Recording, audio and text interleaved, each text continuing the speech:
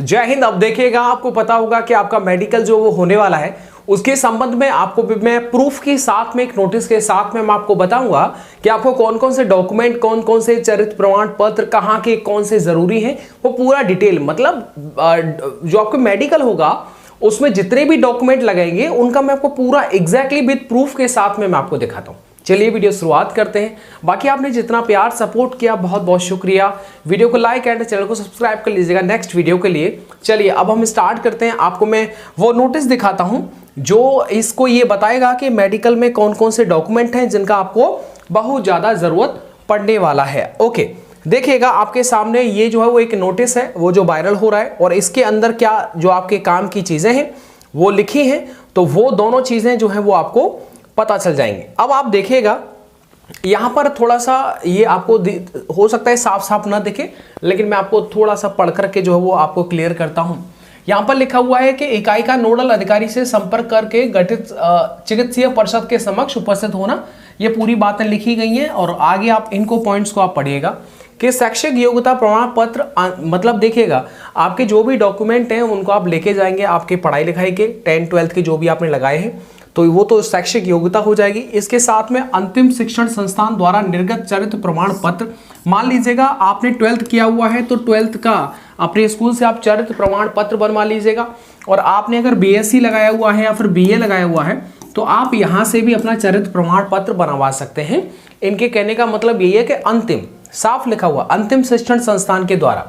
इसके बाद में देखिएगा आपका जो निवास प्रमाण पत्र है वो आप लेके जाएंगे ओरिजिनल फॉर्मेट में, यानी कि मैं ये बोल सकता हूं कि वो सारे डॉक्यूमेंट आपको लेके जाने हैं जब आपने फॉर्म भरा था उस टाइम पर जो डॉक्यूमेंट की जरूरत पड़ी थी।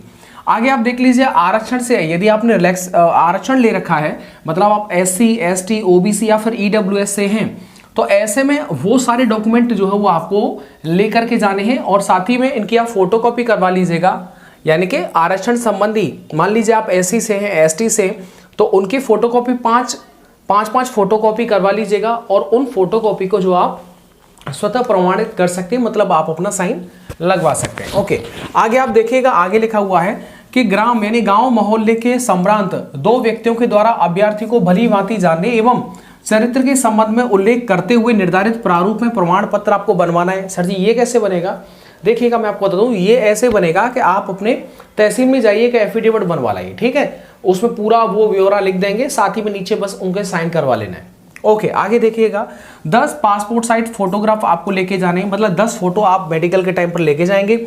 निर्धारित प्रारूप में शपथ पत्र भी, जो शपथ पत्र का मैंने आपको जो फॉर्मेट बताया था, जब आपके एडमिट कार्ड आएंगे तब भी वो फॉर्मेट आएगा, वहां से आप डाउनलोड कर सकते हैं और वहां पर आप भर सकते हैं, कोई दिक्कत नहीं है। आगे आप देखिएगा फोटो युक्त पहचान पत्र आपको लेके जाना है कि ऐसा कोई भी डॉक्यूमेंट जिनके अंदर पहचान पत्र के तौर पे काम करता हो, जिसके अंदर आपका फोटो होना चाहिए। जैसे आधार कार्ड देख लीजिएगा, ड्राइविंग लाइसेंस देख लीजिएगा। विशेष तौर पर याद रखिएगा, मान लीजिएगा आपके ड्राइविंग लाइसेंस में आपके पिताजी के नाम इधर उधर हो रहा है, यस, लेकिन आपके आधार कार्ड में एकदम एग्जैक्ट है या फिर आधार कार्ड में दिक्कत है, तो ऐसा कोई भी डॉक्यूमेंट लेके जाना जिसमें एग्जैक्टली वो सारी चीजें मैच कर रही हो जो आपके ठीक है, जो आपके ओरिजिनल डॉक्यूमेंट में है। आगे आप देखिएगा कि यदि आप निर्धारित तिथि समय पर यदि आप अपना जो मेडिकल कराने के लिए नहीं जाते हैं तो इसके लिए आप भी जो है वो दायित्व, आपका जो दायित्व है वो आपके ऊपर ही रहेगा। अगर आप मेडिकल के टाइम पर नहीं पहुंचते हैं तो आपका जो चयन है वो निरस्त कर दिया जाएगा और इस पर समझ रहे हो ना, मतलब आपको कैंसिल कर दिया जाएगा, फेल कर दिया जाएगा। तो ऐसा नहीं फिजिकल में आप नहीं पहुंचे, आपने बता दिया, उसके बाद में आपको नेक्स्ट डेट मिल गया, लेकिन मेडिकल में ऐसा नहीं होता है। आगे आप देखिएगा कि चिकित्सीय परीक्षण से यदि देखिएगा आपका मेडिकल हो रहा है और लगता है कि आपको मेडिकल में फेल कर दिया गया, आप असंतुष्ट हैं, आपको लगता है कि मेरा दोबारा मेडिकल होना चाहिए, तो वहीं पर नोडल अधिकारी बैठे होते हैं और हर मेडिकल सेंटर पर वहां पर अधिकारी नियुक्त होते हैं, वो इसी के लिए होते हैं ताकि आपके शांतिपूर्ण तरीके से आपका मेडिकल कार्यक्रम चल सके। साथ ही में जिन जिन विद्यार्थियों को रीमेडिकल मिला है उनको अगर कोई आपत्ति है तो वो वहां पर एक एप्लीकेशन दे सकते हैं, उनका मतलब यह है। आगे आप देखिए चिकित्सीय परिचय हेतु निर्धारित नियमों प्रतिबंधों का पूर्ण रूपेण अनुपालन किया जाएगा। चिकित्सा परिचय हेतु आपको कोई भी यात्रा भत्ता दिया नहीं होगा, यानी कि देखो नौकरी लगने के बाद में आप अगर सर्विस के काम से रिगार्डिंग कहीं भी जाते हैं तो उसके लिए आपको पता है ना, जो आपको ट्रैवल अलाउंस वगैरह जो मिलता है वो मिलता है। लेकिन क्योंकि अभी आपका समझ लो अभी आप भर्ती प्रक्रिया में चल रहे हैं, आपका एग्जैक्टली नौकरी, ऐसा नहीं है कि आप नौकरी पे लग गए हो।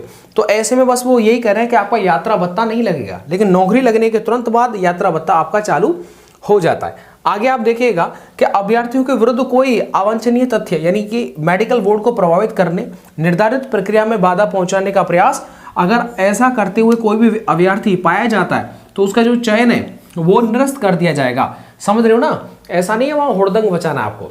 ऐसे ऑलमोस्ट जितने पढ़ लिख के जा रहे हैं तो इसकी तो कोई ज़्यादा टेंशन है ही नहीं। तो बेसिकली ये सारे पॉइंट थे जो ये वायरल नोटिस था जिसके अंदर ये सारी चीज़ें लिखी हुई थी, और ये वो सारी चीज़ें हैं मेरे साथी, ये सारी वो चीज़ें हैं जो आपके लिए बड़ी ही ज़रूरी है। ठीक है, ओके।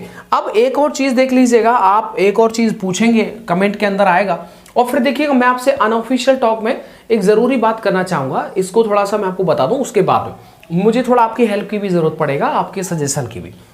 यहाँ पर अब एक चीज़ देखिएगा, एक ये होगा कि राम भैया इसका मेडिकल जो है वो कब तक हो जाएगा, क्या मेडिकल कब तक हो जाएगा। देखिएगा इसका रिजल्ट, फाइनल रिजल्ट अब आ गया है। अब इसके बाद नेक्स्ट टर्न जो होगा वो मेडिकल का होगा।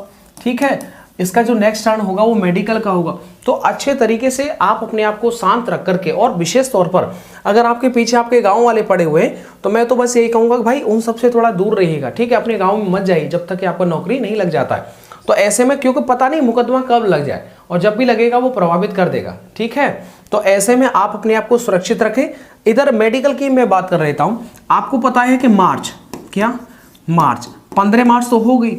अब 15 मार्च के बाद में आप ये देखेंगे, यानी कि मेरे हिसाब से मुझे लगता है कि जो भी रिजल्ट में देर हो सकती है, लेकिन मेडिकल के लिए एडमिट कार्ड में कोई देर नहीं होगी।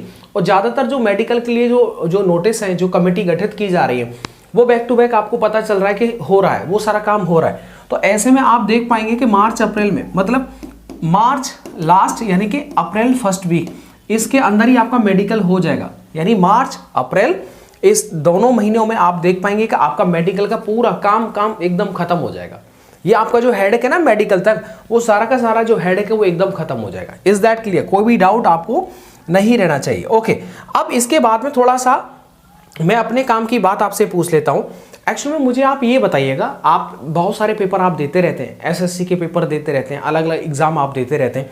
मुझे आप ये बताइएगा, झांसी मैं एक चीज़ में, ये आपके काम की चीज़ नहीं है लेकिन आपके एक्सपीरियंस की ज़रूरत पड़ेगी। ये बताइएगा झांसी के अंदर एसएससी जीडी, एसएससी मतलब एसएससी के सारे एग्ज़ाम या फिर रेलवे के सारे एग्ज़ाम क्या होते हैं या फिर नहीं होते, मतलब एसएससी के सेंटर पड़ते हैं क्या झांसी के अंदर? ये आप थोड़ा बताएंगे कमेंट के अंदर, बड़ा अच्छा लगेगा। वो इसलिए क्योंकि यार देखिएगा, आपको पता है कि झांसी जो है वो आगरा, मतलब आगरा के आसपास ही है, और आपको पता है वर्तमान में मैं सहारनपुर में पोस्टेड हूँ। तो सहारनपुर थोड़ा आगरा से काफ़ी दूर होता है ना, 7-8 घंटे का समय लगता है हमको वापस छुट्टी में आने जाने। तो यार हमें लग रहा था कि क्यों ना जो है हम डायरेक्टली यहाँ पर, आपको पता है सहारनपुर, और यहाँ पर आगरा, और यहाँ पर जो वो झांसी है, तो ऐसे में हम क्यों ना जो अपने झांसी के पास में आकर के नौकरी करें। तो बस यही मैं आपसे पूछना चाह रहा हूँ कि झांसी के अंदर क्या एसएससी के एग्जाम्स वगैरह होते हैं या फिर नहीं होते? भैया आप ऐसा क्यों पूछ रहे हैं, उनसे आपके ट्रांसफर का क्या कनेक्शन? देखिए मैं आपको चलो बता देता हूँ। ये देखिएगा वीडियो का जो भाग था वो पूरा कंप्लीट हो चुका है। अब सिर्फ आपसे बात हो रही है, ये कोई काम की बात नहीं है, ये सिर्फ मेरे काम की बात है। आपके जो कमेंट आएंगे उनसे मुझे पता चलेगा।